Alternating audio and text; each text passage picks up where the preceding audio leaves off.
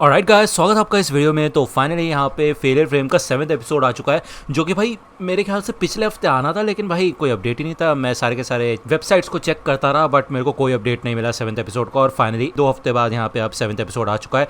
तो यार I hope आपको ये वीडियो पसंद आएगी। भले कुछ खास हुआ नहीं है इस एपिसोड के अंदर, लेकिन फिर भी चलो वीडियो शुरू कर लेते हैं और बाकी बातें वीडियो के एंड में कर लेंगे। तो एपिसोड की शुरुआत में यहाँ पे हमें कुछ सोल्जर्स का सीन दिखाया जाता है, जिनको एक पता नहीं यार ये क्या है, क्रिस्टल जैसा। ये लोग कहते हैं कि इस क्रिस्टल को तो प्लैटिनम में बदल जाना चाहिए था आमतौर पर, लेकिन ये अभी तक बदला नहीं है। इसको हम अपने पास रख सकते हैं। भले यहाँ पे ये सोल्जर कहते हैं कि हमें इस चीज़ को एलायन को रिपोर्ट करना चाहिए, उनको बताना चाहिए, ठीक है। तो बेसिकली ये लोग अबैंडन रूइन के दरवाजे के पास खड़े हुए होते हैं, ठीक है। और ये लोग कहते हैं कि रिपोर्ट करने जैसा कुछ है ही नहीं यार। क्या तुमने कभी देखा है किसी इंसान को इस रूइन से बाहर निकलते हुए? कोई भी इस जगह से बच के बाहर नहीं निकल सकता, ठीक है ना। और ये अबैंडन रूइन से कोई मजाक नहीं है, ठीक है। तो यार मतलब इनको बेसिकली एक सबूत मिला था कि टोका यहाँ से बाहर निकल चुका है, लेकिन ये लोग गॉडेस को बताने के लिए ही मना कर देते हैं और ये जो क्रिस्टल होता है अपने पास रखने के लिए राजी हो जाते हैं, ठीक है। दूसरा यहाँ पे हमें कुछ मास्क का सीन दिखाया जाता है। टोका इधर इन मास्क को देख रहा होता है और उसे एक मास्क पसंद आता है जो कि फ्लाई किंग का होता है, ठीक है।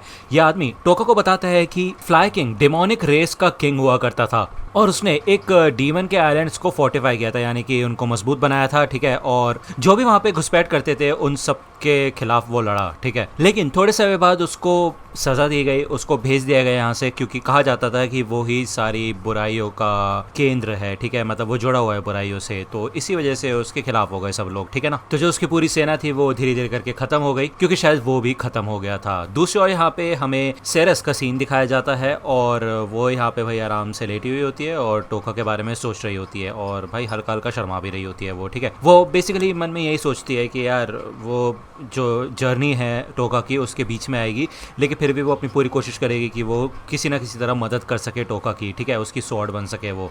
यहाँ पे वो मास्क टोका अपने साथ लेके आ गया होता है, ओके। अब ऑब्वियसली बात है, उसको पता होता है कि वो कोई हीरो नहीं है, बेसिकली वो एक डेविल टाइप बन चुका है। उसे गॉडेस विशियस से अपना बदला लेना है, ठीक है। और वो यही कहता है कि जिस आदमी ने अपनी आत्मा ही बेच दी है डेविल को, उससे गॉडेस को अब बचना होगा और उसकी वाट लगा के रख देगा वो। बेसिकली वो यहाँ पे रिवेंज का सोच रहा होता है, ठीक है ना। दूसरा यहाँ पे हमें एंटी डीमन व्हाइट कासल का सीन दिखाया जाता है, जो कि मैग्नार किंगडम में होता है। और मुझे पता है यार इसमें काफ़ी सारे ऐसे वर्ड्स हैं, मतलब मेरे को इस एनिमे की यही चीज़ थोड़ी सी अजीब लगती है। मैं ये चीज़ आपको रील में बताऊंगा, ठीक है ना, तो आप उसका वेट करना, ओके। तो बेसिकली इस अलायंस में यहाँ पे 5 ड्रैगन्स के बारे में बात होती है। अब आपको पता होगा 5 ड्रैगन्स को खत्म कर दिया गया है और ह्यूमैनिटी का जो स्ट्रॉन्गेस्ट था सेवेड गार्लैंड, उसको भी खत्म कर दिया गया है, ओके। तो यार इन लोगों का सोच का विषय बन जाता है यहाँ पे कैसे हुआ, क्या हुआ। इन सबको इन्फॉर्मेशन होती है कि वो सबके सब लोग जो थे 5 ड्रैगन्स वाले, वो सेरेस एशरेन के पीछे पड़े हुए थे उसको मारने के लिए, और वहाँ पे वो खुद ही मर गए, ठीक है। इसके अलावा यहाँ पे जो एशरेन थे उसके भी कपड़े वहाँ पे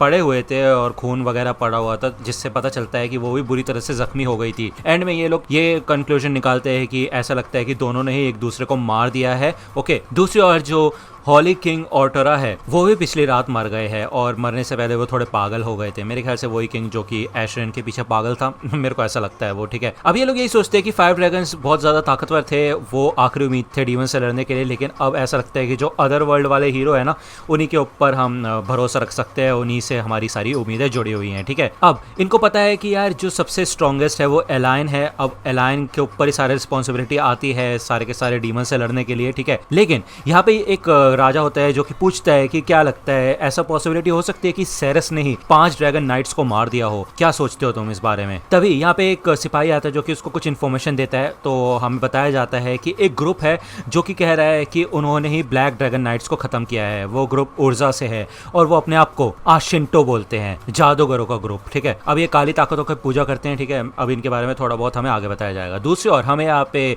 टोका और सेरेस का सीन दिखाया जाता है और सेरेस कहती है मेरे ख्याल से ये शहर एकदम बढ़िया है हमारे काम के लिए। तभी यहाँ पे एक कॉलोसियम का सीन हमें दिखाया जाता है जिसको ब्लड स्पोर्ट कॉलोसियम कहा जाता है। यहाँ पे काइंड ऑफ लड़ाइयाँ होती है ब्लड फाइटर्स के बीच में, मर्सनरीज और गुलामों के बीच में होती है बेसिकली, ठीक है ना। अब गुलाम इसलिए लड़ते हैं जिससे कि वो अपनी आज़ादी को जीत सकें, ओके। जीतने वाले को इनाम मिलता है। तो ये लोग यहाँ पे एक होटल में आते हैं रूम बुक करने के लिए। अब सेरेस कहती है कि मेरे ख्याल से हम यहाँ पे एक ही रूम के अंदर रह सकते हैं, तुम्हें ज़्यादा पैसे वेस्ट करने की ज़रूरत नहीं है। तो टोका कहते हैं तुम्हें पता है ना मैं एक लड़का हूँ। ये तो सोचा नहीं होता शायद सेरेस सेरस ने और वो शर्माने लग जाती है, वो कहती है मुझे कोई प्रॉब्लम नहीं है, ठीक है। तो ये लोग यहाँ पे आते हैं काइंड ऑफ खाने पीने के लिए जब बैठते हैं, ठीक है। तो यहाँ पे कुछ लोग बात कर रहे होते हैं रूमर्स के बारे में कि ऐसा कहा जा रहा है कि सेरस ने 5 ड्रैगन नाइट्स को मार दिया है, लेकिन सुनने में ऐसा भी आ रहा है कि एक ग्रुप है आशिंटो जिन्होंने ये काम किया है। अब यार ये लोग सोचते हैं या आशिंटो कौन है, टोका ने खुद पहली बार ये नाम सुना होता है और सेरस कहती है हाँ मैंने भी इनके बारे में सुना है, ये ऐसे लोग हैं जो कि शैतानी ताकतों की पूजा करते हैं, कर्स गॉड की पूजा करते हैं। तभी यहाँ पे दरवाजा खुलता है और आशिंटो के जो लोग होते हैं वो यहाँ पे आ जाते हैं, मतलब 4-5 लोग। ओके, ये बोलते हैं हम यहाँ के रखवाले हैं और हमारे लिए सीटें खाली करो, ठीक है ना, हम हैं मसीहा ऊर्जा के। अब टोका मन में यही सोचता है कि इनसे कोई खतरा तो लग नहीं रहा और वैसे भी इन्होंने इस मर्डर का इल्ज़ाम अपने ऊपर खुद ही ले लिया है, तो उसके ऊपर कोई प्रॉब्लम नहीं आएगी, है कि नहीं। अब यहाँ पे भाई बातचीत करने वाले बहुत लोग होते हैं, इनमें से 2 बंदे बात कर रहे होते हैं कि इनके हिसाब से ब्लैक ड्रैगन नाइट्स को मारने वाला और कोई नहीं बल्कि ड्रैगन किलर और लेपर्ड किन ब्लड फाइटर ही हो सकती है। ये लोग फॉरबिडन विच के बारे में भी बात करते हैं कि वो एक डार्क एल्फ है, ओके, लेकिन आज तक उसको किसी ने देखा नहीं है, तकरीबन 10 साल हो चुके हैं अभी तक। लेकिन कैपिटल में एक इंसान है जो कि उस विच से मिला है। तो टोका यहाँ पे उठ के आ जाता है, वो कहता है कि क्या तुम मेरे को इसके बारे में थोड़ी इन्फॉर्मेशन दे सकते हो, मैं भी जानना चाहता हूँ। तो ये लोग कहते हैं अबे है कौन तू, लेकिन टोका यहाँ पे पैसे निकालता है और वो कहता है कि उससे पहले तुम अपने मर्जी की ड्रिंक्स वगैरह ऑर्डर कर सकते हो और जो खाना चाहो वो ऑर्डर कर सकते हो। तो ये बंदे तो खुश हो जाते हैं और टोका को अपने साथ बिठा लेते हैं, ठीक है। ये लोग बताते हैं कि वो एक ब्लड फाइटर है और मॉनरॉय की सबसे स्ट्रॉन्गेस्ट सोल्जर है वो, ठीक है ना, मतलब फाइटर है, ओके। तो टोका पूछता है कि मैं उससे मिल कैसे सकता हूँ। तो ये बंदा बताता है कि तुम्हें उसके लिए कॉलेजियम जाना पड़ेगा, वो मॉन्स्टर। लेकिन इतने में यहाँ पे दरवाजा खुलता है और वो ब्लड फाइटर यहाँ पे आ जाती है, ठीक है ना, जिसका नाम होता है ईव स्पीड। ये एक फीमेल लेपर्ड के ब्लड सोल्जर होती है, ओके, फाइटर होती है। और यार पहली बार मतलब कुछ अलग देखने को मिला इस एनिमे के अंदर, मैं खुद शॉक हो गया। टोका यहाँ पे आता है, वो एक ड्रिंक ऑफर करने के लिए कहता है, ईव स्पीड को अपना नाम बताता है कि उसका नाम है हाथी और वो एक मर्सनरी है, ठीक है। तो वो यहाँ पे इधर उधर की बातें करने की कोशिश करता है, लेकिन ईव स्पीड बोलती है मेरे को अपना काम बताओ कि चाहते क्या हो तुम मुझसे, ठीक है। तो यहाँ पे टोका उससे फॉरबिडन विच के बारे में पूछता है। तो ईव स्पीड कहती है कि मेरे को ऐसा लगता है कि तुम भी बाकी लोगों की तरह अफवाहों में यकीन रखते हो। हाँ, मैं गोल्डन डीमन जोन के अंदर गई थी जहाँ पे विच है, लेकिन मैं उससे कभी मिले नहीं। तो टोका उससे पूछते हैं कि क्या तुम्हें नहीं पता है कि फिर वो है कहाँ पे। तो यहाँ पे सेरस पे इनकी बातें सुन रही होती है अपनी एबिलिटीज से, ठीक है। तो ईव स्पीड पूछती है कि तुम उसके पीछे जाना क्यों चाहते हो। तो यार टोका कहता है कि बस मेरा कुछ काम है, मेरा सपना है कि मैं एक स्कॉलर बनना चाहता हूँ, इसलिए मैंने एक मर्सनरी को हायर किया है जो मेरे साथ वहाँ पे चलेगी। तो ईव स्पीड कहती है कि वहाँ से तुम जिंदा बच के वापस नहीं आ पाओगे और तुम्हें देख के ऐसा लगता है, बुरा मत मानना, तुम 3 दिन भी वहाँ पे जिंदा नहीं रह पाओगे। तो टोका कहता है मेरे बारे में चिंता करने के लिए शुक्रिया। तो बेसिकली ईव स्पीड उसे कोई भी इन्फॉर्मेशन नहीं देती जिसकी उसको जरूरत हो, ओके, और वो यहाँ से चली जाती है।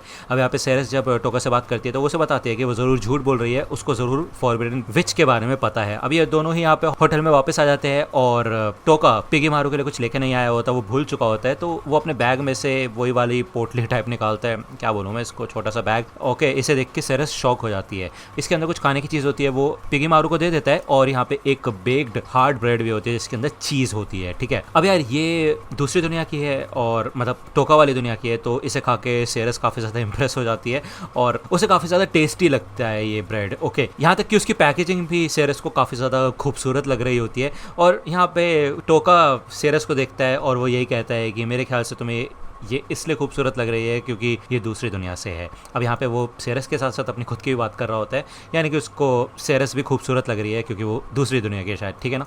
तो ये लोग बात करते हैं कि कल ये पता लगाएंगे फॉरबिडन विच के बारे में, थोड़ी बहुत इन्फॉर्मेशन ढूंढेंगे, ठीक है, क्या पता चलता है इनको क्या नहीं। टोका सोचता है कि एक ब्लड फाइटर को अपनी जिंदगी से भी ज्यादा क्या इंपॉर्टेंट है। तो सेरस बताती है पैसा, पैसे से वो अपनी आज़ादी खरीद सकते हैं, इसलिए उनको पैसे की जरूरत है, ठीक है। तो यहाँ पे टोका का यही प्लान होता है कि बहुत सारा पैसा उसको चाहिए होगा, उससे बेसिकली वो ईव स्पीड की मदद भी कर सकता है और उससे एक फेवर भी मांग सकता है, ठीक है ना। दूसरी ओर यहाँ पे हमें ईव स्पीड का सीन दिखाया जाता है और वो एक छोटी बच्ची के पास खड़ी होती है और वो उससे यही कहती है कि चिंता मत करो, बस थोड़ा समय और इंतजार कर लो, मैं तुम्हें जल्दी से जल्दी यहाँ से बाहर निकालूंगी, ओके।